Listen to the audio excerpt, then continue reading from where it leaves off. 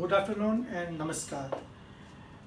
आज मैं आपको प्रेजेंटेशन दे रहा हूँ कि एक कंपनी में प्रॉफिट एंड लॉस अकाउंट का क्या मतलब होता है। That is called profit and loss account. आप यहाँ पे देख रहे होंगे कि टू वर्ड्स यहाँ पे आ रहे हैं। One is profit, another is loss. Her company में ये अकाउंट बनता है प्रॉफिट एंड लॉस। तो प्रॉफिट का मतलब कि आपने 1,000 रुपये का प्रोडक्ट को 1100 में बेचा तो आपका 100 रुपये का प्रॉफिट हुआ। लॉस का मतलब होता है कि आपने 1,000 रुपये का प्रोडक्ट को लेके आपने 900 में बेचा तो 100 रुपये का लॉस हुआ। इसलिए बहुत सी कंपनियां प्रॉफिट में रहती है, बहुत सी कंपनियां लॉस में होती है। इसीलिए प्रॉफिट एंड लॉस अकाउंट इसका नाम डिफाइन किया गया है। नाउ मैंने यहाँ पे एक प्रेजेंटेशन बनाया है।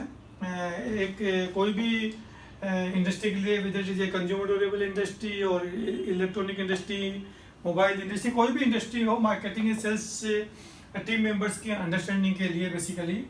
तो आज के दिन सपोज हम कोई एक यूनिट का परचेज प्राइस जो होता है, जहाँ से हम परचेज करते हैं, फैक्ट्री से भी ले सकते हैं, अपनी ओन फैक्ट्री से भी ले सकते हैं और बाहर से भी अपने बना के ले सकते हैं। सपोज ये प्रोडक्ट हमने लिया था 800 रुपीज़ के अंदर में, ये पर यूनिट आपका प्राइस हो, एग्जांपल के तौर पे दे रहा हूँ मैं।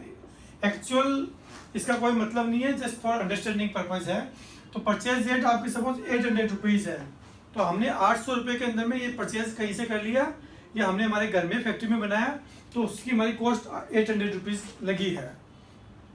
तो ये हमारी परचेज प्राइस हो गई, जहाँ पे मोटा मोटा आप ये समझ लीजिए कि 70% कोई भी प्रोडक्ट की जो सेल प्राइस होती है वो 60 to 70% तो परचेज प्राइस ही होती है।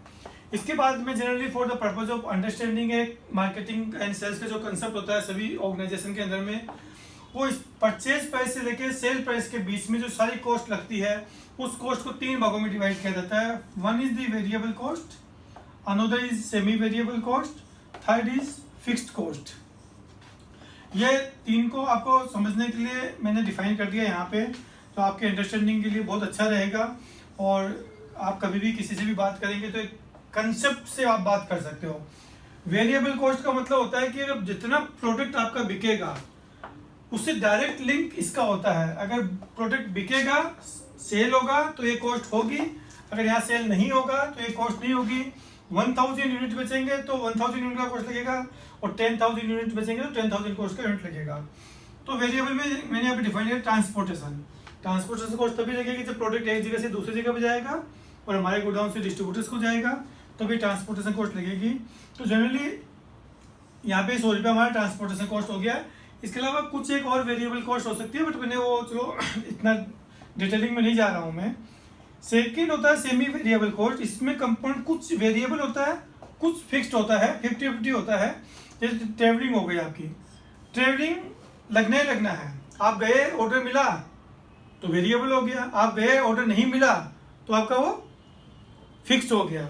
वैसे पब्लिसिटी है, कुछ तो करनी पड़ती है, कुछ वॉल्यूम पे डिपेंड होती है। तो 2 मैंने यहाँ पे डिफाइन कर दिया, 20 रुपीज़, 30 रुपीज़ और 100 रुपीज़। ये वेरिएबल 100 रुपीज़ आ गया, सेमी वेरिएबल 50 रुपीज़ आ गया यहाँ पे।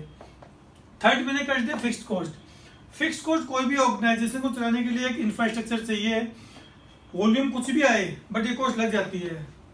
फिक्स्ड कॉस्ट के अंदर में जैसे मैन पावर कॉस्ट है, कॉर्पोरेट ऑफिस का मैन पावर कॉस्ट, गोडाउन्स की मैन पावर कॉस्ट, ब्रांचेस की man power cost, marketing, sales, legal department, accounts, finance, तो सो मेनी डिपार्टमेंट्स, वहाँ पे ये मैन पावर कॉस्ट आपकी होगी। बट लार्जली है, अगर आपकी मार्केटिंग कंपनी है तो मार्केटिंग कंपनी का ज़्यादा कॉस्ट हो गया।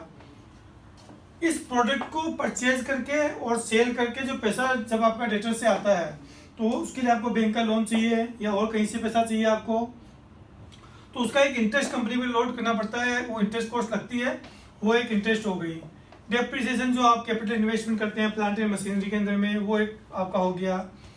ब्रांच के गोडाउंस, ब्रांच ऑफिसेज या और भी कई तरह की ब्रांच कॉस्ट लगती रहती है, वो हो गया। गोडाउन रेंट वगैरह हो गया, इंश्योरेंस हर चीज़ का करवाना पड़ता है आजकल, वो हो गया। और मेनी मोर, एक मोटा मोटा मैंने स्ट्रक्चर आपका बना दिया है। तो ये आपका फिक्स्ड कॉस्ट हो गया है। तो 3 तरह की कॉस्ट यहाँ पे हो गई। One is variable cost, another is semi variable cost, third is fixed cost. तीनों मिलाने के बाद में टोटल यहाँ पे आ गया 300 रुपीज़। तो 800 मैंने परचेज किया था, 300 हमारा ये टोटल कॉस्ट हो गया इस प्रोडक्ट को लेके बेचने तक। तो दोनों को मिलाने से यहाँ पर 1100 रुपीज़ आ गया है। उसके बाद में कंपनी डेफिनेटली अपने प्रॉफिट रखना चाहेगी, जो मैंने यहाँ पे डिफाइन किया था। तो मैंने कंपनी का 100 रुपये प्रॉफिट यहाँ पे ऐड कर दिया है, और ये जो दोनों मिला के आपका 1200 रुपीज़ हो गया है। अगर 18% GST अगर प्रोडक्ट बेच रहे हैं तो मैक्सिमम प्रोडक्ट 18% GST में आते हैं। तो ये 1200 पे आपको 216 रुपया 18% से आपका ये GST हो गया है। तो इसको टोटल करने के बाद में आपका टोटल 1416 आ गया, जो कि बेसिकली NDLC हो गया है। तो बेसिकली आपको इस एग्जांपल से ये चीज़ समझ में आ गई है कि एक परचेज प्राइस से लेके तीनों कॉस्ट को ऐड करके, कंपनी का प्रॉफिट ऐड करके और गवर्नमेंट ऑफ इंडिया का GST ऐड करने के बाद में ये प्रोडक्ट कहाँ से कहाँ पहुँच गया है। अब सडनली बेसिकली क्या होता है, रनिंग कंपनी के अंदर में, रनिंग प्रोडक्ट्स में, कोई भी प्रोडक्ट्स के अंदर में जो चैलेंजेस मार्केटिंग और सेल्स और टॉप मैनेजमेंट डील करते हैं। समटाइम्स अगर आपकी परचेज प्राइस बढ़ जाती है, समझ 800 वाली परचेज प्राइस आपकी 900 रुपये हो गई है, 900 हो गई है। तो जैसे ये 900 होती है तो ये कुछ कंपोनेंट्स इसके भी यहाँ पे जो 800 से 900 इंक्रीज हुआ है, उसके कारण से यहाँ के कंपोनेंट्स में समटाइम्स कॉस्ट इंक्रीज हो जाती है। फॉर एग्जांपल अगर डीजल की कॉस्ट बढ़ गई तो ट्रांसपोर्टेशन कॉस्ट बढ़ जाएगी, डायरेक्टली लिंक है डीजल की कॉस्ट से ट्रांसपोर्टेशन कॉस्ट का। मैन पावर कॉस्ट आपकी ईयरली बेसिस पे इंक्रीमेंट वगैरह बोल दीजिए, कुछ ही बोल दीजिए, ट्रेवलिंग भी आपकी बढ़ जाएगी। तो मैं यहाँ का 800 का 900 कर दिया, और यहाँ पे भी सपोज ये 300 रुपये का फर्दर यहाँ पे 10 रुपये और इंक्रीज हो गया। कोई भी कारण से ये अगर यहाँ पे 100 रुपीज जो 10 रुपीज इंक्रीज हो गया, टोटल मिला के आ गया आपका 110 रुपीज, 110 रुपीज, और इसके ऊपर में फर्दर आपका GST जो है वो होगा 18%।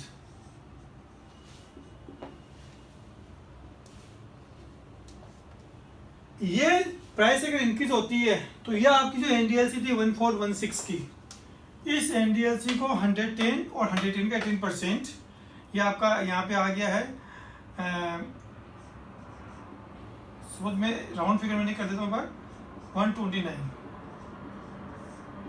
इसको आपको यहाँ पे ऐड करना ही पड़ेगा, बिकॉज ये तो बढ़ चुका परचेज प्राइस आपका। अगर आप इसको पास ऑन मार्केट में नहीं करेंगे तो ये जो 100 रुपया प्राइस इंक्रीज हुआ है या जो भी GST है, ये पहले आपके मार्जिन से खत्म हो जाएगा अगर आप इंक्रीज नहीं कर पाते हैं, और आपका ये प्रॉफिट जो है इंक्रीज नहीं कर पाएंगे तो आपकी कंपनी लॉस में आ जाएगी। होप आप इस एग्जाम्पल को समझ पाए होंगे। इसको थोड़ा सा ध्यान से इस पिक्चर को समझिएगा, देखिएगा, कहीं भी कोई कंफ्यूजन आपको आए please share your thought process with me, because 3 components होते हैं, I repeat, variable cost, semi variable, fixed, purchase price, company का margin, GST and sale price, और इसके बाद में ये कंपनी का एक रोटेशन चालू हो जाता है। डेली परचेज होती है, डेली सेल होती है, पैसा आता है, सप्लायर्स को पेमेंट होता है, ये प्रोसेस चलता रहता है। Thank you.